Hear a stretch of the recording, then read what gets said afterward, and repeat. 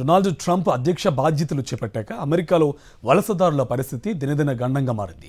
ఏ క్షణాన ఏ నిర్ణయం తీసుకుంటారోనన్న టెన్షన్ పెరుగుతుంది. తాజాగా విదేశీయులకు పోర్ట్ ఆఫ్ ఎంట్రీ నిబంధనలు మార్చింది US department of homeland services.